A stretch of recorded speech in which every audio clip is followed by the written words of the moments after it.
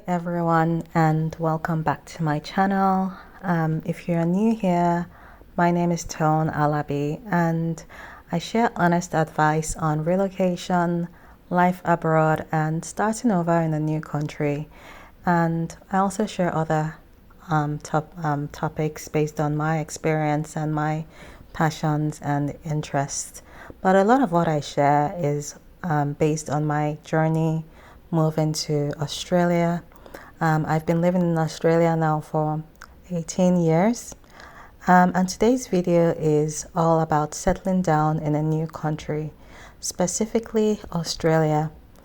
So now you might be watching me and you might be, I don't know, thinking about making a move to relocate to a new country. It might not be Australia in particular, but it might be some other country. And a lot of the things that I have to say today might translate and might be relevant for you, okay? And before we move ahead, I really want to give you guys a big thank you. Thank you so much for those that have subscribed recently. I can see my subscriber numbers going up, and I really appreciate it. Thank you so much for that. That means a great deal to me. And one thing I want to encourage you to do is, if you like any of my videos, please just give it a like so that it gets out to more people. So whether you're planning on traveling or relocating by yourself or with your family, I've got practical housing tips and things that you might need to consider, and some of them are based on my own experience. One thing that prompted this particular video is that I saw a post written by someone from India, a lady from India. I don't know how old she is, but she was saying that she just got admission to a university here in Australia, and she wanted to know if it's safe for her to come by herself, and also to know what her options are with accommodation. So definitely it's a very good question to ask, especially if you've never been here before.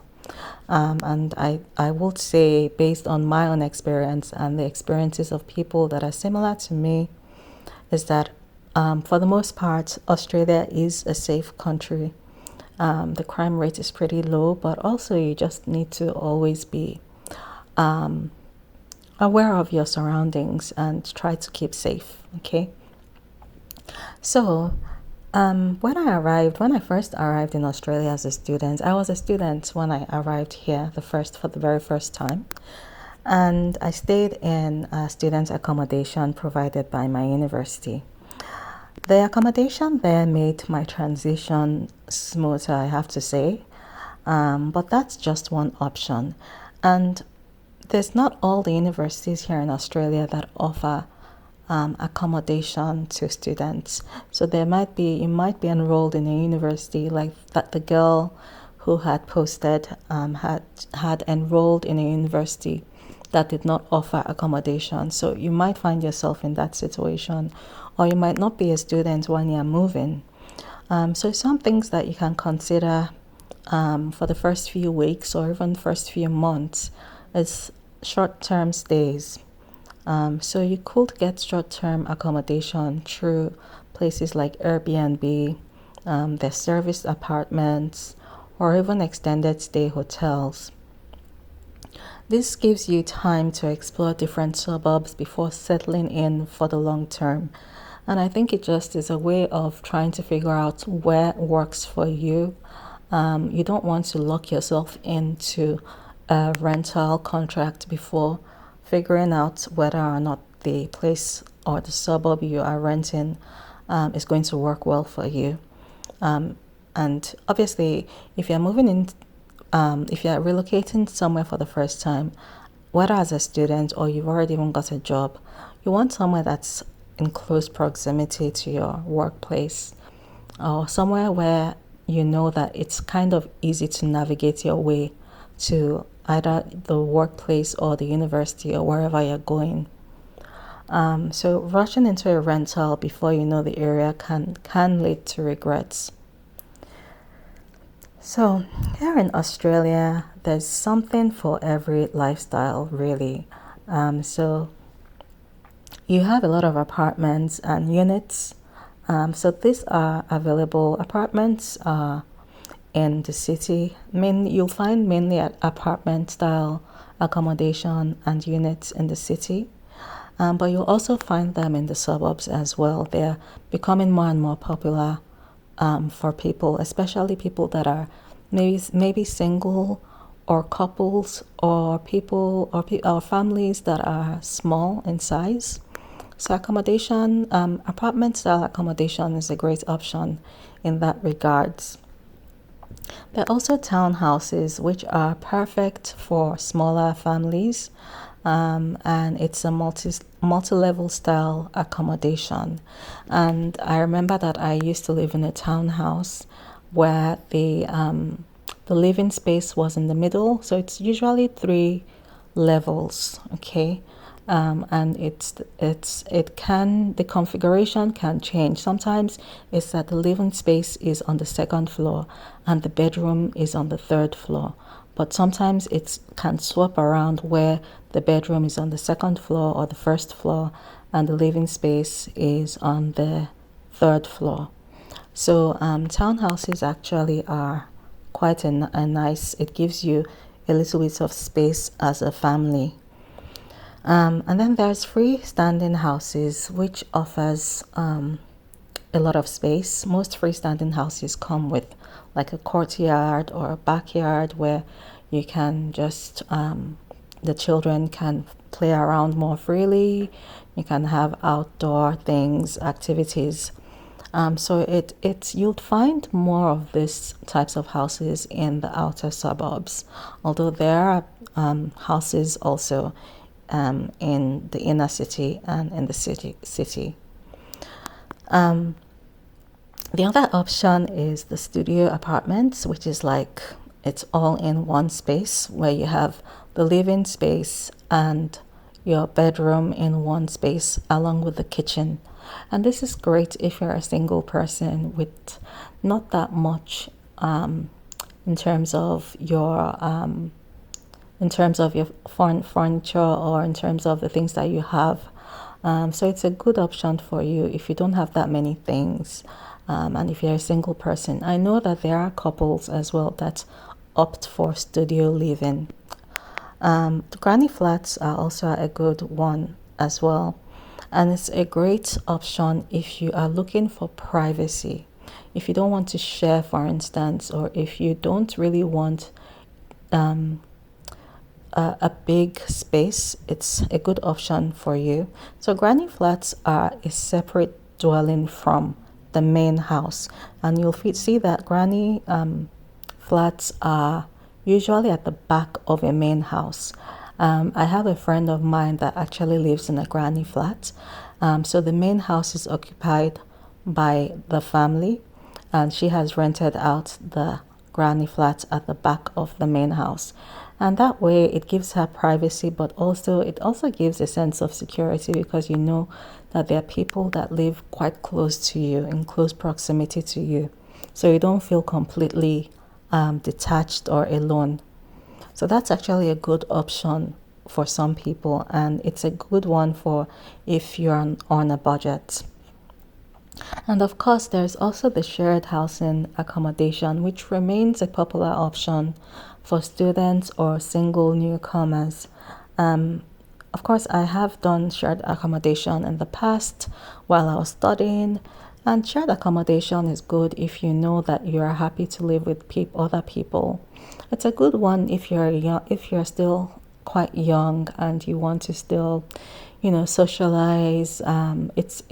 It's a good avenue to meet other people, maybe people that you're studying with, or people that are working in similar professions as you are. It's just that with shared housing, you do need to try to do your research, try to vet the housemates that you're going to be living with.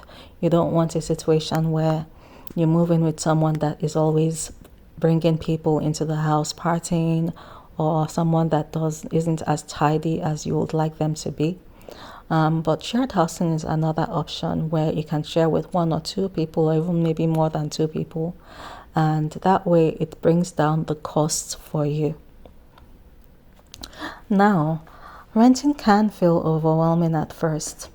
And I remember that my first inspection to a proper place of my own was quite daunting, and I was a bit nervous because I didn't really have any real rental history. And over here in Australia, they do favor people that have a rental history. But it doesn't mean that you'll be locked out of it if you don't have a rental history in a new place. It just means that you need to be more organized and you need to get ahead of the game. You need to be a bit more proactive. Sometimes there are situations where you can reach out to the agent or landlord and negotiate that instead of paying for just the first month, you'll pay for the first 2 or 3 months. Okay, it shows them that you are quite keen to get the place. So when you're renting or looking to rent a place, you need to put together a few things documentation wise. So if you have a visa, for instance, you can put a copy of your visa. If you're still studying, you put a proof, you bring a proof of enrollment, or if you already have employment, you bring a letter of employment, bank statements, and even a short cover letter explaining who you are and why you want to rent that place in particular. And some other things that you might need to provide are references. Okay, so that's why it's important to also build a network. So they sometimes require you to provide a character reference, or if you're employed, also provide a professional reference. If you're at school, you can also get a reference from like a lecturer or maybe the careers office or something like that. So this will help your application. Now, if you are moving with your family, for instance, if you are relocating with your kids, the priorities will be a bit different. And you'll need to consider a few things, such as if your kids are school-aged kids, then you'll need to look at the school catchment zones. So, for instance, in Australia, if your child is going to be in a public school, you will most likely be you'd have to be living in the same catchment zone as the school. Okay, so you cannot say you want your child to be in a certain public school that's outside of where you are living or outside of the catchment zone. So you'll really need to think about where in particular you want to live based on the schools that are around that area. So it's good to research suburbs and research the ones that are family friendly. Most suburbs here in Melbourne are family friendly, but there are some suburbs that are more family friendly. So don't forget to explore things like proximity to parks, local events, parent support groups. This can really be a game changer for you if you're moving in with your family. One thing that no one tells you enough of is how important community is when you're starting over. So some things that helps me along the way were joining groups, okay, both online and in-person groups. And nowadays there's so many groups you can join. You can join groups via Facebook. I'm in a number of expat groups on Facebook. Even on Meetup, there is a website called Meetup, and depending on where you are and what country you're in, you can look at the communities and groups that are there. Attend library events as well. The library is also a really good place that organizes lots of events and gets you acquainted with the suburb that you're living in. And you get to connect with people that live in that area as well. It makes your new home start to actually feel like home when you know people and you know that you're building a community of like-minded individuals. So the other option is buying a property. So if you're thinking about buying a property in Australia, for instance, in the long term, you have to be aware that as a foreigner, so if you still have a temporary visa, you'll need approval from the Foreign Investment Review Board. As most temporary residents can only buy new properties or one home to live in. But make sure you check to see what the latest rules are. So settling down in a new country takes time. It takes courage and it takes a lot of little decisions, things that you might take for granted now, but when you actually are in the new country, you realize that every little detail counts. But it's worth making that plan. It's worth the planning. So if you're planning your move to Australia or somewhere else, and you're already here, or maybe you're already even here or already in the new country, and you're figuring things out, I'd love to hear from you in the comments section. And also, I've put together a settling down checklist that I've created, and it's linked in the description box below. I also have a blog that I cover, that I write my experiences about settling down in Australia, and it's in the description box below as well.